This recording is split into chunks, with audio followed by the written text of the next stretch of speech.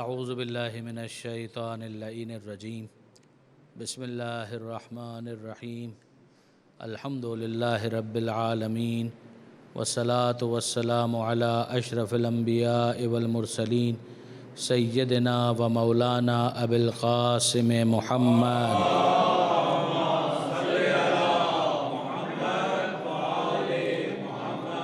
وأهل بيته الطيبين الطاهرين المعصومين المظلومين المنتجبين المنتخبين الميامين لا سيما على الإمام المنتظر والحجة الثاني عشر الذين أذهب الله عنهم الرجس وطهرهم تطهيرا.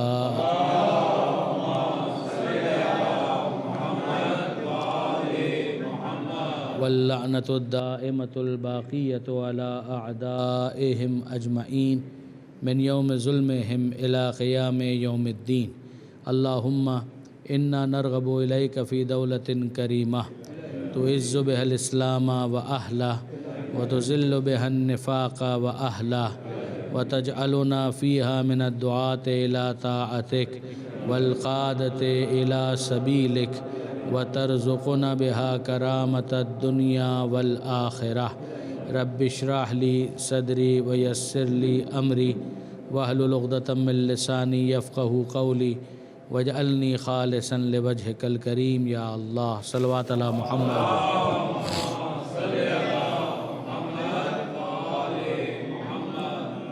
أما بعد فقد قال الله سبحانه وتعالى في القرآن الحكيم بسم الله الرحمن الرحيم يا أيها الناس إنا خلقناكم من ذكر وأنثى وجعلناكم شعوبا وقبائل لتعارفوا إن أكرمكم عند الله أتقاكم. صلوات على محمد وآله.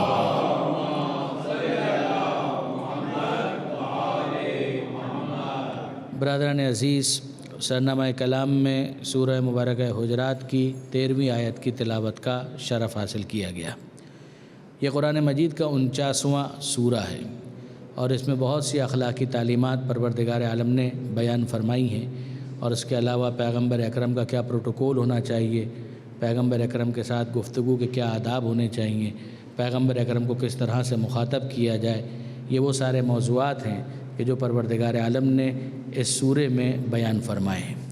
جو آیت ابھی میں نے آپ کے سامنے تلاوت کرنے کا شرف حاصل کیا، اس کا خطاب ہمگیر ہے. پروردگار تمام انسانیت ہیومینٹی کو مخاطب کرتے ہوئے یہ ارشاد فرماتا ہے کہ یا ایھا الناس، اے انسانوں، انا خلقناکم من ذکر و انثی، یہ ہم ہیں کہ جس نے تمہیں پیدا کیا ایک مرد اور ایک عورت سے. وجعلناکم شعوبا وقبائل، اور ہم نے تم کو مختلف قبیلوں میں، کمیونٹیز میں، ٹرائبز میں یہ ہم نے تمہیں رکھا. اس کا پرپز اور مقصد کیا تھا؟ لتعارفوا، تاکہ تم آپس میں ایک دوسرے سے انٹروڈیوس ہو سکو، تمہارا ایک دوسرے سے تعارف ممکن ہو سکے. یعنی آپ ذرا غور فرمائیے برادران عزیز کہ پروردگار عالم قوم قبیلے کی نفی نہیں کر رہا، قوم اور قبیلے کا اثبات کر رہا ہے. پروردگار عالم یہ فرما رہا ہے کہ یہ کام ہم نے کیا. تم کس گھرانے میں پیدا ہو اس کا فیصلہ تم نے نہیں کیا، تمہارے ماں باپ کون ہوں گے اس کا فیصلہ تم نے نہیں کیا، تم کس قبیلے سے تعلق رکھتے ہوں گے اس کا فیصلہ تم نے نہیں کیا. یہ سارے کام ہم نے کیے، مگر ہم نے یہ کام کس لیے کیا؟ لتعارفوا، ہم نے اسے تعارف کا ذریعہ بنایا ہے، عظمت کا معیار قرار نہیں دیا. یعنی آپ ذرا غور فرمائیے اصل قضیہ کیا ہے کہ بعض احباب اسلام کے حوالے سے شاید اس غلط فہمی کا شکار ہیں کہ پروردگار عالم نے رنگ اور نسل کی نفی کی ہے. نہ پروردگار عالم نے رنگ کی نفی کی ہے، نہ نسل کی نفی کی ہے، نہ قوم کی نفی کی ہے، نہ قبیلے کی نفی کی ہے. ان تمام حوالوں کی نفی کرنا یہ فیکچولی انکریکٹ ہو جاتا، یہ تو حقیقت کے خلاف ہو جاتا. یعنی پیغمبر اکرم کی طرف یہ نسبت نہیں دی جا سکتی کہ حضور نے یہ فرمایا کہ کوئی گورا گورا نہیں ہے اور کوئی کالا کالا نہیں ہے. ظاہر ہے کہ جو رنگ ہے وہ ہے، جو صورت ہے وہ ہے، جو خد و خال ہیں وہ ہیں، جو قوم ہے وہ ہے، جو قبیلہ ہے وہ ہے. پیغمبر اکرم یہ نہیں کہہ رہے کہ گورا گورا نہیں ہے، کالا کالا نہیں ہے. پیغمبر اکرم فرما رہے ہیں کہ گورے کو کالے پر کوئی فوقیت حاصل نہیں. اگر رنگ کی بنیاد پر کوئی سپیریورٹی کمپلیکس میں مبتلا ہے تو وہ غلط ہے، اور اگر رنگ کی بنیاد پر کوئی انفیریورٹی کمپلیکس میں مبتلا ہے تو بھی غلط ہے۔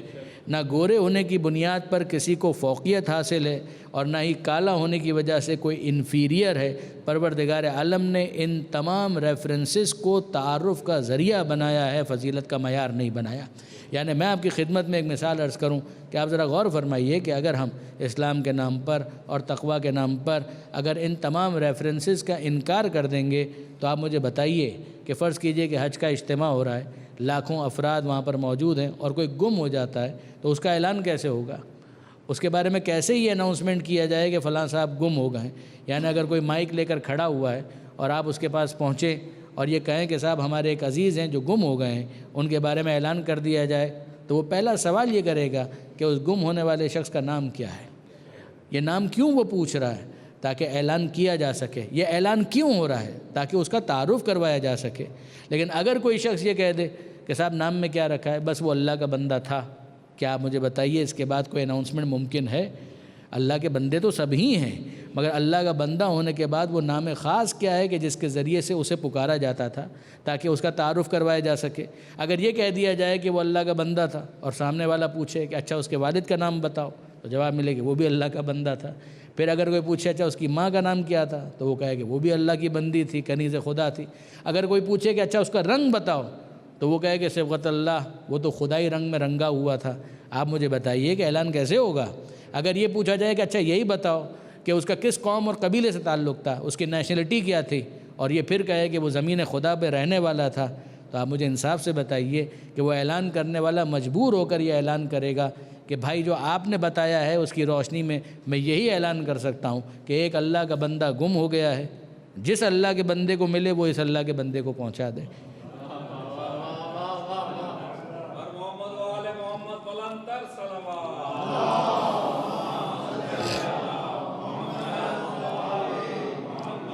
آپ انصاف سے بتائیے کہ اس کے بارے میں کیا اعلان کروایا جائے؟ لہذا قرآن مجید کو آپ دیکھ لیں یا پیغمبر اکرم کے فرامین کو آپ دیکھ لیں، احادیث کو دیکھ لیں یا روایات کو دیکھ لیں، اسلام نے، قرآن نے یہ معیار نہیں دیا کہ ان حقیقتوں کا انکار کر دیا جائے۔ ان حقیقتوں کے اس بات کے ساتھ یہ سمجھا جائے کہ مصلحتیں یہ ہیں کہ ان ریفرنسز کے ذریعے سے تعارف کروایا جائے، انٹروڈکشن کروایا جائے، کسی کی پہچان کروائی جائے، مگر یہ معاملہ پہچان سے آگے نہیں بڑھنا چاہیے، اسے فضیلت کا معیار نہیں بننا چاہیے۔ لہذا پروردگار عالم یہ موقع ہے کہ پھر ایک مرتبہ ہم اس آیت کے ترجمے پر توجہ کریں کہ خدا تمام انسانیت کو مخاطب کر کے یہ ارشاد فرماتا ہے کہ اے انسانو انا خلقناکم، ہم نے تم کو پیدا کیا، من ذکر و انثی، ایک مرد اور ایک عورت سے ہم نے پیدا کیا، وجعلناکم شعوبا وقبائل، تمہاری صورت کیسی ہوگی ہم نے بنایا، یصورکم فی الارحام کیف یشاء، سورہ آل عمران، کہ وہ خدا ہے کہ جو تمہاری ماؤں کے رحم میں تمہیں صورت عطا کرتا ہے جیسی چاہتا ہے، تمہیں کس قبیلے میں رکھنا ہے، جعلناکم شعوبا وقبائل لتعارفوا، ہم نے تم کو شعوب اور قبائل میں رکھا اس لیے کہ تم آپس میں ایک دوسرے سے متعارف ہو سکو۔ ہاں یاد رکھنا کہ جب تم فضیلت کا معیار تلاش کرو تو ہم سے سنو کہ معیار فضیلت کیا ہے، انا اکرمکم عند اللہ اتقاکم، یقیناً تم میں اللہ کے نزدیک عزت والا وہ ہے کہ جو تقوی والا ہے۔ جیسے جیسے تقوی بڑھتا جائے گا ویسے ویسے خدا کے نزدیک عزت بھی بڑھتی جائے گی۔ درود بھیجیے محمد و آل محمد۔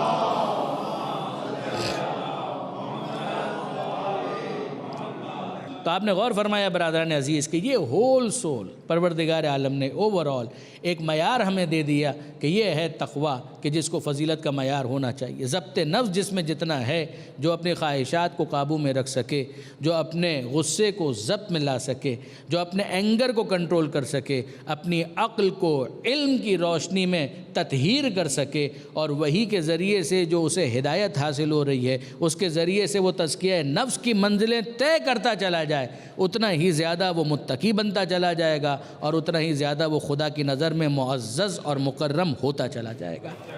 یہ معیار جو پروردگار عالم نے دیا، اب آپ اس کو تھوڑا تھوڑا اور بائیفرکیٹ کریں تو قرآن مجید کے اندر کچھ اور مقامات بھی ہیں کہ جہاں پر 3 اور معیارات پروردگار عالم نے بیان فرمائے۔ یہ تو ہو گیا تقوی۔ اب آئیے اس کے بعد سورہ سجدہ 18ویں آیت، ارشاد پروردگار ہوتا ہے، یعنی یہ تقوی، یہ ایک معیار۔ اب اس کے بعد دوسرا معیار جو قرآن مجید بیان کرتا ہے وہ کیا ہے؟ پروردگار عالم یہ ارشاد فرماتا ہے افمن کان مؤمنا کمن کان فاسقا لا یستوون، کہ وہ جو مومن ہے اور جو فاسق ہے کیا یہ دونوں برابر ہو سکتے ہیں؟ آپ ذرا غور فرمائیے کہ انسان کے کامن سینس کو اپیل کیا جا رہا ہے کہ ذرا تم غور کرو کہ مومن ہے اور صاحب ایمان کے مقابلے میں فاسق ہے، تو مومن اور فاسق کیا یہ دونوں برابر ہو سکتے ہیں؟ پھر خدا خود فرماتا ہے لا یستوون، ناممکن، یہ دونوں برابر نہیں ہو سکتے، یہ دونوں مساوی نہیں ہو سکتے۔ تو ایک معیار تقویٰ، دوسرا معیار ایمان، اور اب تیسرا معیار قرآن مجید کا 39واں سورہ مبارکہ زمر، اور ارشاد ہوتا ہے کہ هل يستوي الذين يعلمون والذين لا يعلمون، کہ کیا ایسا ہو سکتا ہے کہ صاحب علم اور جاہل یہ دونوں برابر ہو جائیں؟ کیا ممکن ہے کہ صاحب علم اور جاہل یہ دونوں برابر ہو جائیں؟ یعنی بٹ نیچرل انسان کا وجدان گواہی دے گا، انسان کا ضمیر گواہی دے گا، انسان کا انر خود اس بات کا اعلان کر دے گا کہ ناممکن ہے۔ کیسے ہو سکتا ہے کہ صاحب علم اور جہل یہ دونوں برابر ہو جائیں؟ جو صاحب علم ہے وہ صاحب فضیلت ہے، جو جہل کا شکار ہے وہ یقیناً فضیلت سے محروم ہے۔ تو یہ تین معیارات تو ہمارے سامنے آ گئے، ایک تقویٰ، دوسرا ایمان، تیسرا علم، اور اب چوتھا معیار سورہ نساء میں پروردگار عالم نے ارشاد فرمایا، آیت کا نشان 95، فضل اللہ المجاہدین علی القائدین اجرا عظیما، کہ اللہ نے فضیلت دی ہے مجاہدین کو کہ جب وقت جہاد آتا ہے تو وہ میدان میں جا کر جہاد فی سبیل اللہ کرتے ہیں۔ فضل اللہ المجاہدین، اللہ نے فضیلت دی ہے مجاہدین کو، علی القائدین، بیٹھ جانے والوں پر، اجرا عظیما، وہ جو مجاہد فی سبیل اللہ ہے وہ اجر عظیم کے ذریعے صاحب فضیلت قرار پاتا ہے، جو بیٹھ جانے والے ہیں وہ ان کے برابر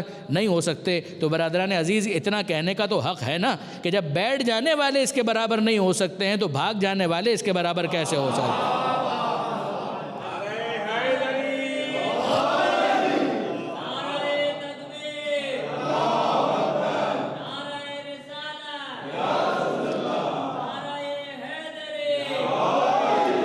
آپ نے غور فرمایا تو یہ چار معیارات جو پروردگار عالم نے بیان فرمایا ہے، تقویٰ، ایمان، علم، اور پھر اس کے بعد جہاد فی سبیل اللہ۔ یعنی برادران عزیز، میں کہنا یہ چاہ رہا ہوں کہ اگر پیغمبر اکرم کسی کی فضیلت بیان کرتے ہوئے نظر آئیں، اگر پیغمبر اکرم کسی کی قصائد بیان کرتے ہوئے نظر آئیں، اگر قرآن مجید کسی کی منقبت پڑھتا ہوا نظر آئے، تو یاد رکھیے گا یہ بغیر کسی وجہ کے نہیں ہے، کسی نہ کسی معیار کو پیش نظر رکھ کر جب اس معیار کی تطبیق کی جاتی ہے اس شخصیت پر، تب اس کا قصیدہ پڑھا جاتا ہے۔ یعنی میں عرض یہ کرنا چاہ رہا ہوں کہ اگر آپ امیر المومنین کے حوالے سے دیکھیں، مولا کائنات کے حوالے سے دیکھیں، تو آپ کو نظر یہ آئے گا کہ ہر وہ معیار جو قرآن مجید نے بیان کیا ہے، علی اس میں سب سے آگے نظر آتے ہیں۔ پیغمبر اکرم تصدیق کرتے ہیں کہ ہاں اگر کوئی ہے صاحب فضیلت تو وہ یہ، تو اس کی وجہ یہی ہے کہ افضل کیوں قرار دیا جا رہا ہے کہ جو معیار قرآن نے بیان کیا ہے ان معیارات کے اوپر اگر پرکھ کر دیکھا جائے تو علی سے آگے کوئی دوسرا نظر نہیں آتا، بلکہ علی کے قریب بھی کوئی نظر نہیں آتا۔ برادران عزیز، میں عرض یہ کرنا چاہ رہا ہوں کہ جو ابھی میں نے تھیسس آپ کے سامنے گزارش کیا، پہلا معیار تقویٰ، یعنی تقویٰ معیار فضیلت ہے۔ پروردگار عالم کہہ رہا ہے کہ اگر تقویٰ زیادہ ہے تو خدا کی نظر میں تم اکرم ہو، عزت زیادہ ہے، فضیلت زیادہ ہے۔ اب اس کے بعد ذرا دیکھیے، یعنی علی کو دیکھیے اور اوروں کو دیکھیے تو اندازہ یہ ہوگا کہ اگر کسی میں تقویٰ ہو، بہت توجہ کیجئے گا، اگر کسی میں تقویٰ ہو تو وہ کہلاتا ہے متقی۔ جو متقی ہوتا ہے وہ صف متقین میں ہوتا ہے، صف متقین میں ہونا اور ہے، امام المتقین ہونا اور ہے۔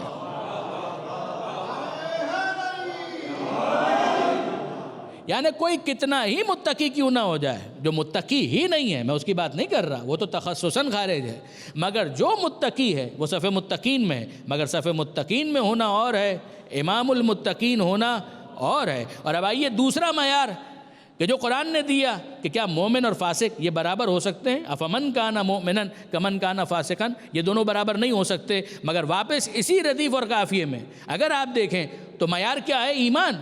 اور پھر مجھے یہ کہنے کا حق ہے کہ اگر کسی میں ایمان ہو تو وہ مومن کہلاتا ہے، اور جو مومن ہوتا ہے وہ صف مومنین میں ہوتا ہے۔ صف مومنین میں ہونا اور ہے، امیر المومنین ہونا اور ہے۔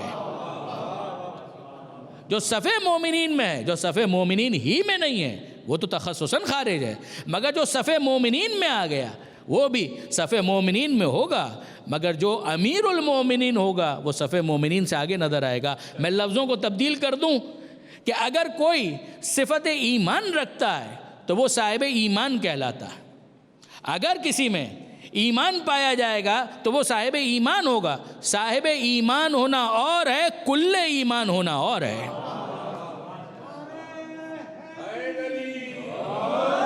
غور فرمایا برادران عزیز آپ نے کہ وہ صاحب ایمان ہے کہ جس میں ایمان پایا جائے، مگر یہ ہیں کل ایمان کے جسے پیغمبر سند دے رہے ہیں کہ برد الایمان کلو الی الکفر کلے، کہ آج کل ایمان کل کفر کے مقابلے پر جا رہا ہے۔ اور برادران عزیز، علم کا جہاں تک تعلق ہے تو پھر آپ مجھے بتائیے کہ کوئی ہے کہ جس کے لیے یہ اعلان کیا گیا ہو سوائے علی کے، کہ پیغمبر فرما رہے ہیں کہ انا مدینۃ العلم وعلی بابھا، میں علم کا شہر ہوں، علی اس کا دروازہ ہے۔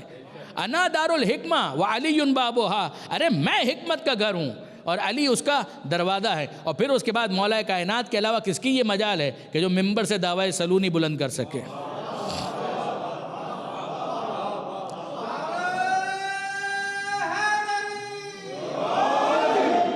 یعنی سلونی قبل ان تفقدونی، مجھ سے پوچھو اس سے پہلے کہ مجھے اپنے درمیان نہ پاؤ۔ خدا کی قسم میں آسمان کے راستوں کو زمین کے راستوں سے زیادہ جانتا ہوں۔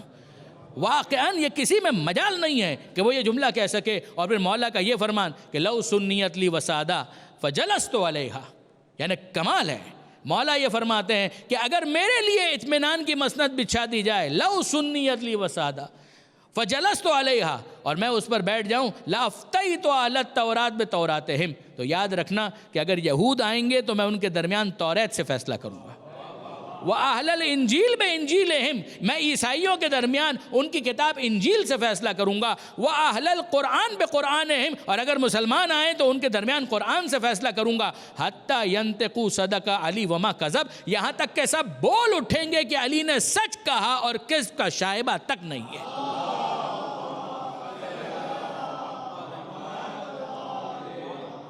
یہاں تک کہ سب بول اٹھیں گے، حتی ینطقوا صدق علی وما کذب۔ اور بعض روایات میں یہ آیا کہ مولا نے یہ فرمایا کہ میں فیصلہ اس شان سے کروں گا کہ کتابیں بول اٹھیں گی کہ علی نے وہی فیصلہ کیا جو خدا نے ہم میں نازل کیا۔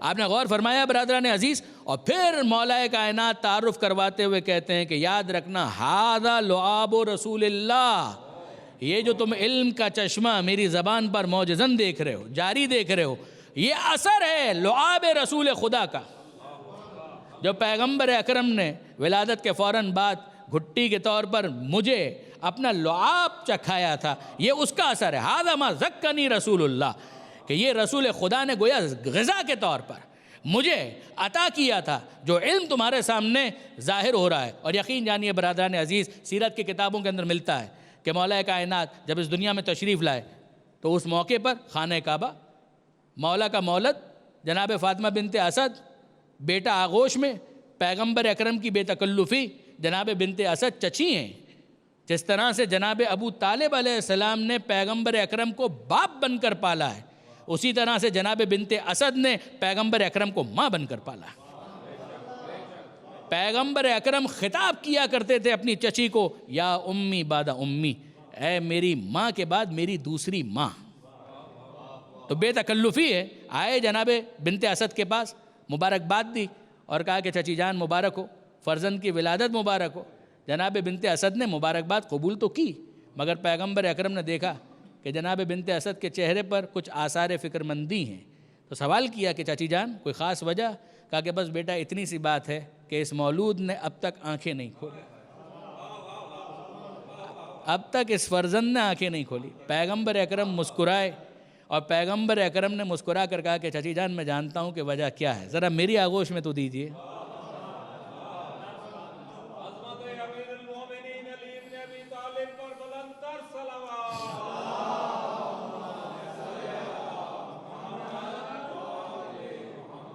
آغوش بنت اسد سے پیغمبر کے آغوش میں آئے امیر المومنین، اور جیسے ہی آغوش ختمی مرتبت میں آئے فوراً آنکھیں کھول دی۔ پہلی زیارت اس دنیا میں کی ہے تو رخ انور حضرت ختمی مرتبت کی۔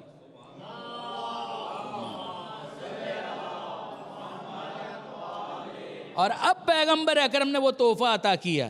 پیغمبر اکرم نے جب یہ ادا دیکھی کہ علی نے پہلی زیارت میری کی ہے تو پیغمبر اکرم نے بے اختیار کہا یا علی خصصتنی بالنظر خصصتک بالعلم، اے علی تو نے اپنی پہلی نظر مجھ سے خاص کر دی، میں نے اپنا علم تجھ سے خاص کر دیا. آپ نے غور فرمایا برادران عزیز، وہ تقوی معیار کے مطابق اگر آپ دیکھیں تو وہ امام المتقین، وہ ایمان اسی معیار کے مطابق دیکھیں تو یہ کل ایمان اور امیر المومنین، یہ علم کی منزل تو یہ خطیب منبر سلونی. اور پھر اگر جہاد کی منزل آ جائے تو مجھے کچھ کہنے کی ضرورت نہیں، نہ بدر نہ احد کچھ بیان کرنے کی ضرورت نہیں ہے، میدان خود گواہی دے گا کہ کون پیغمبر کا دفاع کر رہا تھا.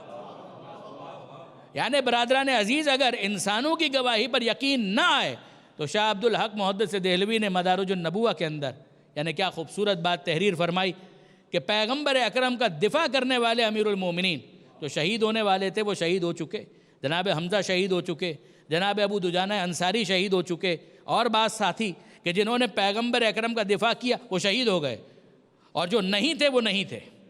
لیکن ایک وہ ہے کہ جو اول تا آخر پیغمبر اکرم سے دفاع کر رہا ہے، پیغمبر اکرم کے لیے ڈھال بنا ہوا ہے.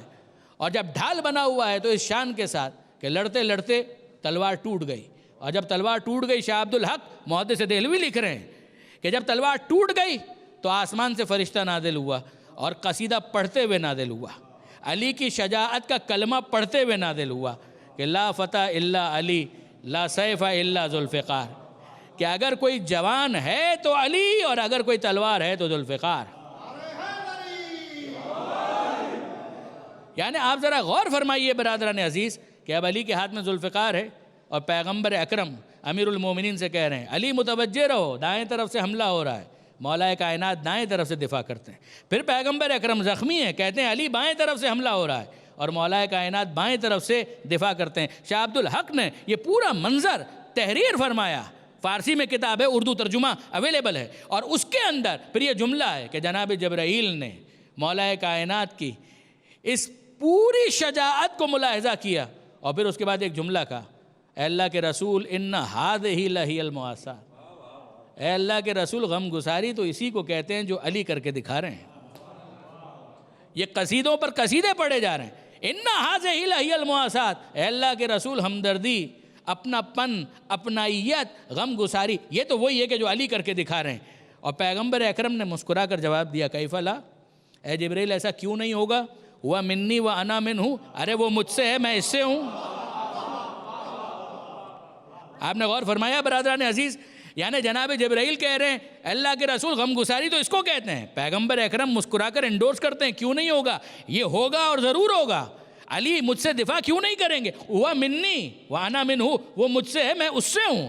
اور اب جناب جبرائیل نے کہا و انا منکما، اور میں آپ دونوں سے ہوں، میں آپ دونوں سے ہوں. مجھے حضرت علامہ سید علی نقی صاحب یاد آئے، وہ فرمایا کرتے تھے کہ جناب جبرائیل آپ بھی بہت عجیب ہیں، کبھی 2 ساتھ نظر آ جائیں تو تیسرا بننے کی کوشش کرتے ہیں، اور اگر چادر میں 5 نظر آ جائیں تو چھٹا بننے کی کوشش کرتے ہیں.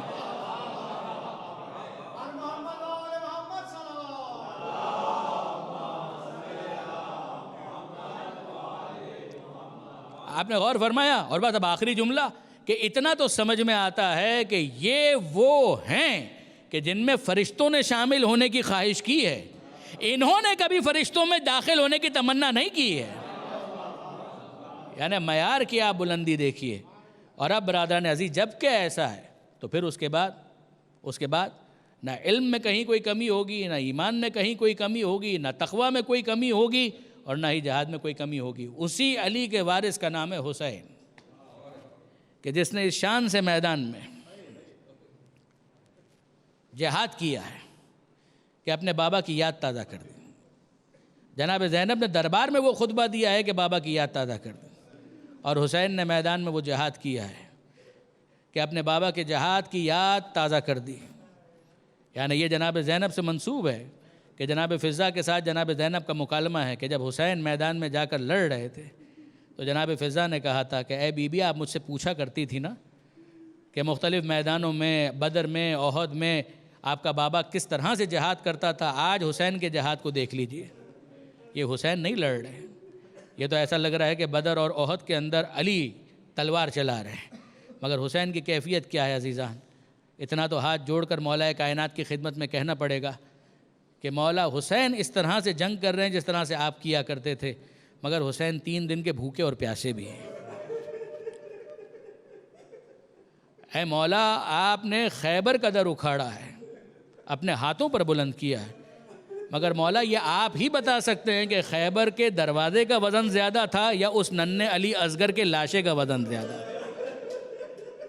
جیسے کچھ دیر پہلے حسین ابن علی نے اپنے ہاتھوں پر اٹھایا تھا اور 7 مرتبہ آگے بڑھے تھے، 7 مرتبہ پیچھے ہٹے تھے، اور یہ جملہ کہا تھا کہ رضن بقضائک و تسلیما لامرک، انا للہ و انا الیہ راجعون۔ رخصت آخر کے لیے حسین خیمے میں آئے، بیویوں کو سلام کیا، اور پھر جب باہر نکلے ہیں اور ذوالجناح پر سوار ہوئے ہیں، ذوالجناح نے آگے بڑھنے سے انکار کر دیا۔ حسین جانتے ہیں کہ ذوالجناح بھی بہت تھکا ہوا ہے اور خستہ ہے، کانوں سے اپنے لبوں کو قریب کر کے کہتے ہیں، اے ذوالجناح بس اب یہ آخری زحمت ہے، بس یہ آخری زحمت ہے۔ ذوالجناح نے زبان بے زبانی سے متوجہ کیا، حسین نے دیکھا کہ ذوالجناح کے پچھلے پیروں سے سکینہ لپٹی ہوئی فریاد کر رہی، اے ذوالجناح میرے بابا کو مقتل میں نہ لے جا، صبح سے جو گیا وہ واپس نہیں آیا، میرے بابا کو مقتل میں نہ لے جا۔ حسین ذوالجناح سے زمین کربلا پر آئے، یہ چند لمحوں کی داستان ہے، سکینہ کو گود میں لیا اور کہنے لگے، دائنی سکینہ لعلی آتی کے بالماء، سکینہ مجھے جانے دے، شاید میں تیرے لیے پانی لے کر آؤں۔ سکینہ نے یہ جملہ سنا، ہاتھوں کو جوڑ کر کہا، بابا میں پانی کا نام بھی نہیں لوں۔ بابا میرے چچا عباس بھی یہی کہہ کر گئے تھے، نہ میرا چچا واپس آیا نہ پانی آیا، بابا مجھے پانی نہیں چاہیے۔ حسین کہتے ہیں، اے سکینہ تو سینے پر سونے کی عادی ہے نا، کچھ دیر کے لیے میرے سینے پر لیٹ جا، شاید تجھے نیند آ جائے۔ حسین کچھ دیر کے لیے ریگزار کربلا پر لیٹے، بچی نے اپنا رخسار باپ کے سینے پر رکھا، آنکھ لگی اور آنکھ کھلی اور کہتی ہیں، بابا ذرا مجھے گود سے اتار دیجیے۔ حسین نے آغوش سے اتار دیا، اور اب سکینہ کہتی ہیں، جائیے بابا خدا حافظ۔ حسین کہتے ہیں، سکینہ کچھ دیر پہلے تو مجھے روک رہی تھی، کہا کہ بابا اب نہیں روکوں گی۔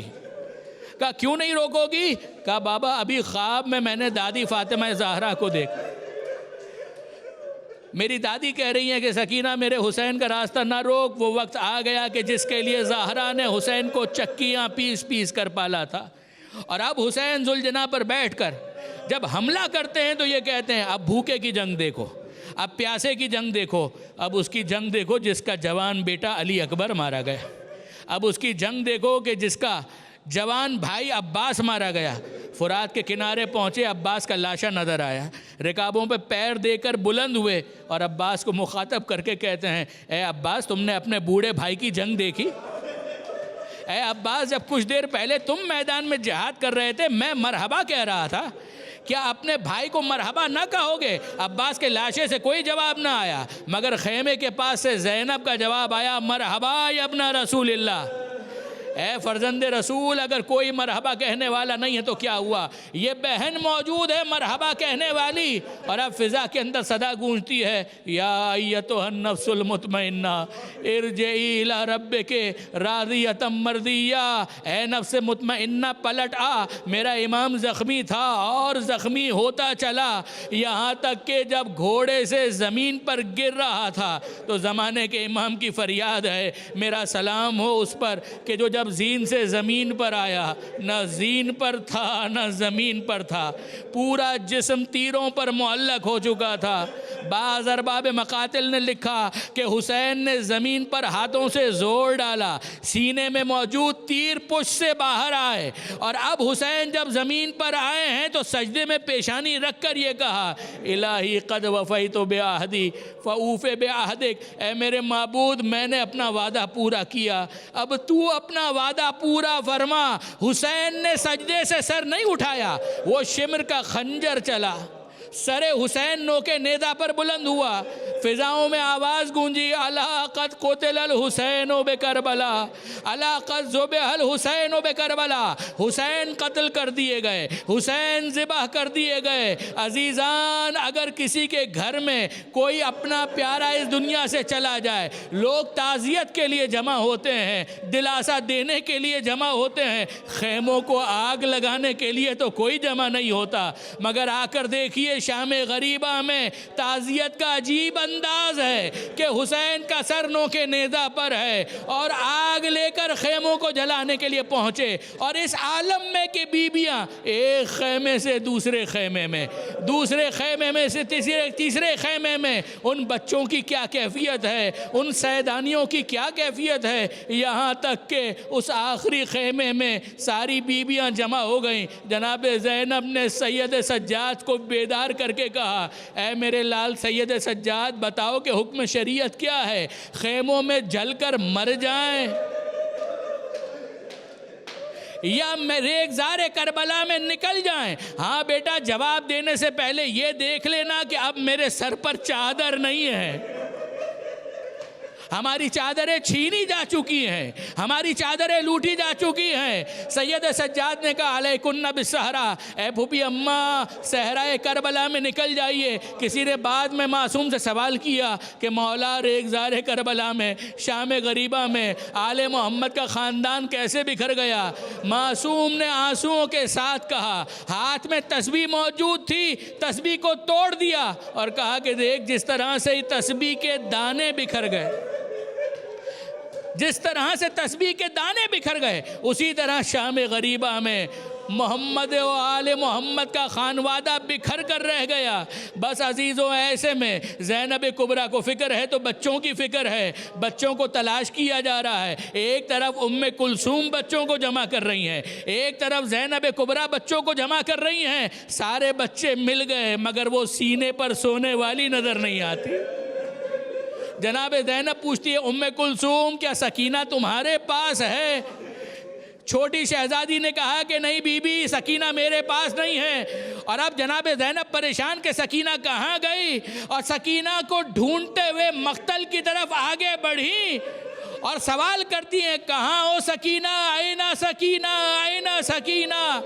ایک نشیب سے آواز آئی، ایک بے سر کے لاشے نے آواز دی، زینب آہستہ، زینب آہستہ، سکینہ میرے سینے پر سو رہی ہے، سکینہ میرے سینے پر رخسار رکھ کر کچھ دیر کے لیے عالم خواب میں ہے۔ جناب زینب قریب آئیں، سکینہ کو بیدار کیا، اور بیدار کرنے کے بعد پوچھتی ہیں کہ اے میری جان سکینہ، تو نے پہچانا کیسے کہ یہ تیرے بابا کا لاشا ہے، یہ تیرے بابا کا سینہ ہے؟ سر تو کاٹا جا چکا۔ سکینہ کہتی ہے، پھوپھی اماں، شام غریبہ میں جب کہ خیمے جل چکے تھے، میں فریاد کرتے ہوئے نشیب کی طرف جا رہی تھی، اے بابا تجھے معلوم ہے تیری سکینہ کو تیرے سینے کے سوا کہاں نیند آتی ہے، اے بابا کہاں ہو، اے بابا کہاں ہو؟ پھوپھی اماں اس بے سر کے لاشے سے آواز آئی، الیہ الیہ، اے میری سکینہ یہاں آ جا، یہی تیرے بابا کا لاشا ہے۔ پھوپھی اماں میں سمجھ گئی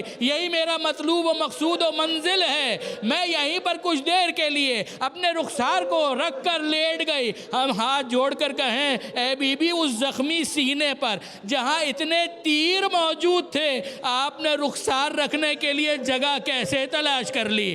مگر اب آخری جملہ حضرت علامہ رشید ترابی فرمایا کرتے تھے کہ یہاں جناب زینب نے بی بی سکینہ سے کہا، سکینہ میرے ساتھ چلو، کوئی اس طرح سے رات کو جنگل میں نہیں سویا کرتا۔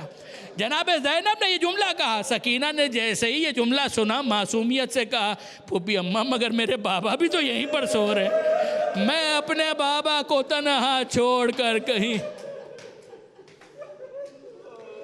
الا ولعنۃ اللہ علی القوم الظالمین وسیعلم الذین ظلموا ای منقلب ینقلبون۔